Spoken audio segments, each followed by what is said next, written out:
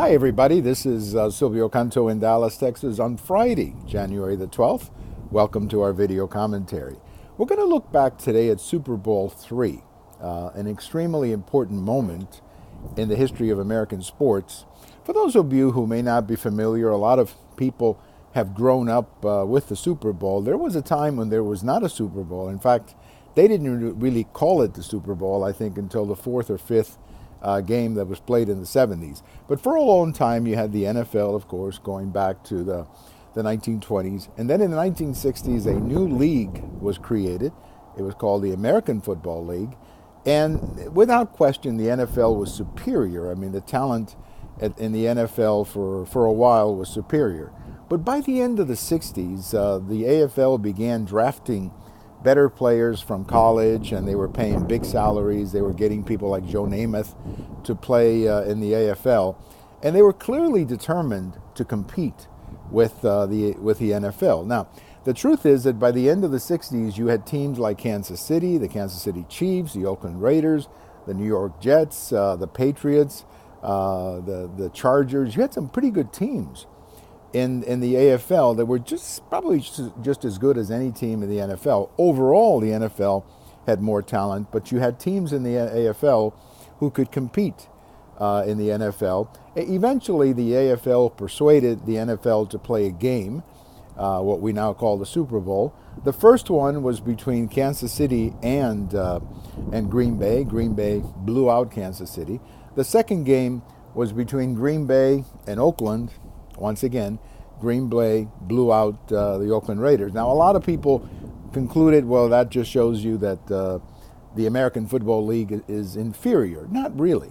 What it demonstrated was that the Green Bay Packers were the best team in football, period, no matter what league. By the time they got to the third game, things had changed. The Packers were no longer the NFL champion. Now you had the Baltimore Colts, who had had a great season. They went 13-1. And now you had the New York Jets with Joe Namath. And the Jets won the game 16-7. And it really changed the NFL. From that moment on, this game became huge. Joe Namath probably became the face of pro football, the most popular player in the game. And this upset, as they like to call it, of the Colts, this game between the Jets and the Colts, became one of the turning points in American football, because the Jets and Joe Namath were very much of a television show. And Namath was like a superstar. He was a huge television star. He was constantly on TV. He was playing at the time, of course, in the right city to be a big market like New York. And it just became a huge attraction. And within a couple of years, the two leagues merged. That created the American Conference and the National Conference, what we now call, and that eventually, of course, led to the Super Bowl, what we now call the Super Bowl. For a while, it was not called that. And that's what we've been having for the last almost 50 years between the conferences, the American and the National Conference. But it all began on this day, 1969. This was the turning point. I remember watching this game with my brother. It was just a great game. Now, I have to confess that I was cheering for the Jets because we were all big fans of Joe Namath. The young people were very big fans of Joe Namath, who was kind of a cool guy.